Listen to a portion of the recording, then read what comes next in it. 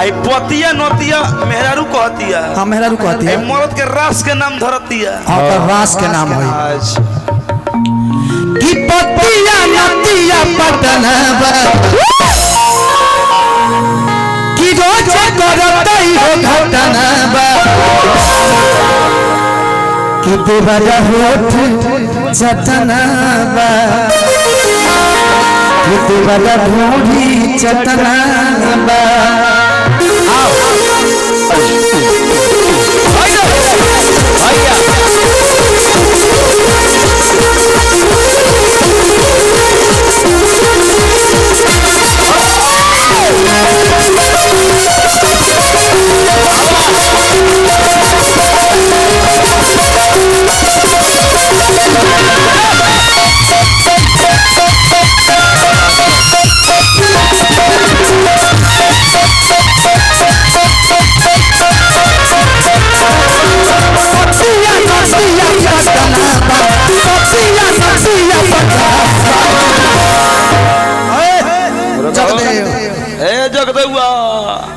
तो जगदे लोग है तब न रोकब जा है भक्तो लोग आगे बैठल बा जा यास भैया जान करे यास भैया आई लव यू टू कि पतिया नदिया पटनबा त देवरा होठ चटन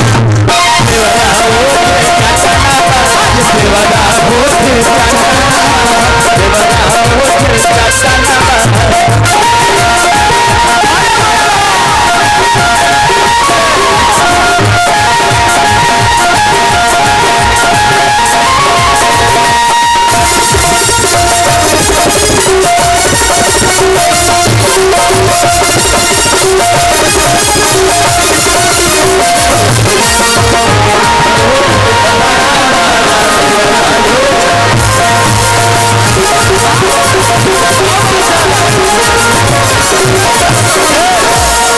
चली गईलू पर देश में जमाने विपत हमरा कपारे बा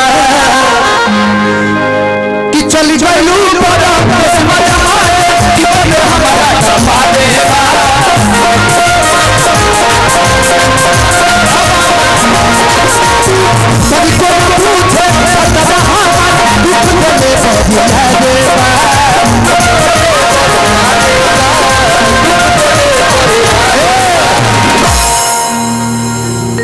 अच्छा बुला लीजिए कि बेटी बेटी करो दुर्घटना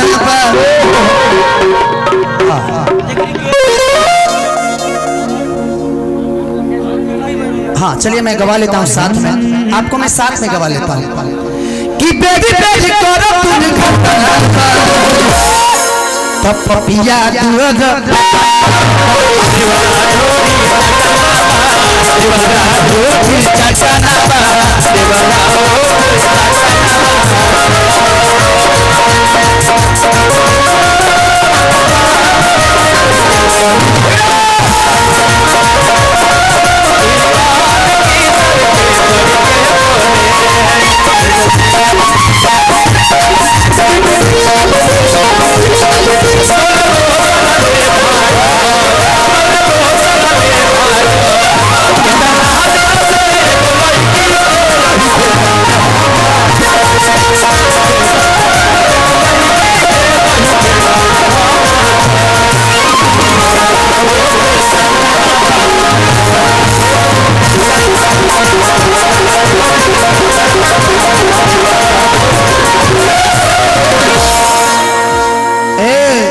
भैया कि रुपया कमा के का करी मुआना अरे असली धन तो लुटबल बा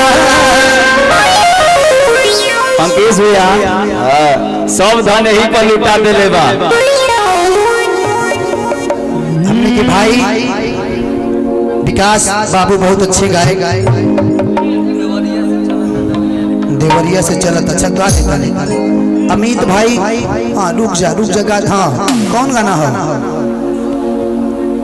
कौन जननी की सैया गवैया हवे अच्छा फुहर पतर गीत गावेला कि रुपया कमा के करी कमुआना असली धन कलु कबले सजना धनंजय रोगी कोई से आदिम के छछन वाले बा कि रुपया कमा के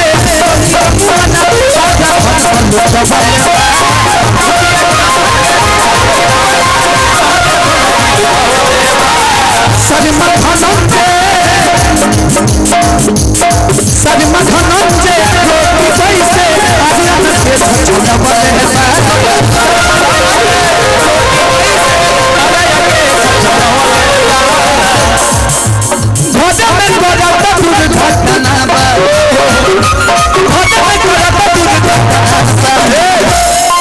ब्रजेश भैया सागर भैया अंकेश भैया ज्योतिष भाई अंकेश भाई तो होने बने कहने बने हाँ हाँ कि देवाला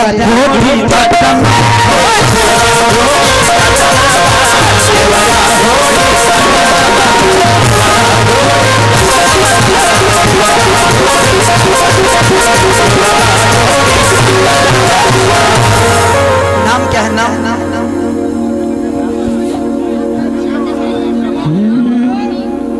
मनीषा मोहिनी। हमारे बीच में भोजपुरी की बहुत ही अच्छी गायिका मनीषा मोहिनी जी हैं। अच्छा इसके बाद मैं फिर से आ जाता हूँ, पहले दो गाना इनसे सुनते हैं सिंगल। मोहिनी जी आप प्लीज स्टेज पे आ जाइए और अच्छा कर दे रहा है।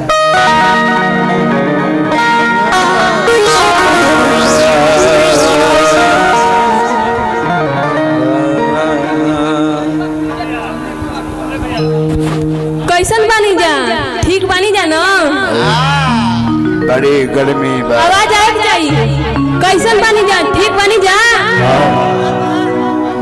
आधा तबियत यही ना खराब हो गई मौसम से, आवाज ना निकलता ना अब झुराइल पूरी खोले से काहे आवाज निकली?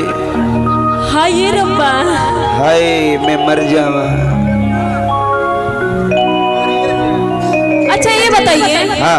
इसमें से कितने लोग मोहब्बत किए हैं? हाथ उठा दे ईमानदारी से। ईमानदारी से हाथ उठा लो, जो भैंस से प्यार करो तो के। मुझे पता है कि चुप। आजकल बुढ़ऊ लोग ढेर प्यार करता ना लो, लड़का कम कर दिल बड़ा सही बात है। सही कह रहे हैं आप।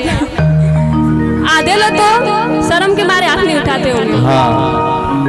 ऐसी एक लड़की को मोहब्बत हो गई एक लड़के से। लड़का से भाई लड़के भैंसा से, लड़के से बोला मैं तू भैंसे से करवा लो। वाह वाह। कबो कबो ऐसे एक लड़की को एक लड़के से मोहब्बत हो गई और वो अपने माँ बाप से शादी के लिए बोलना चाहती है लेकिन बोल नहीं पा रही है। तो क्या कह रही है?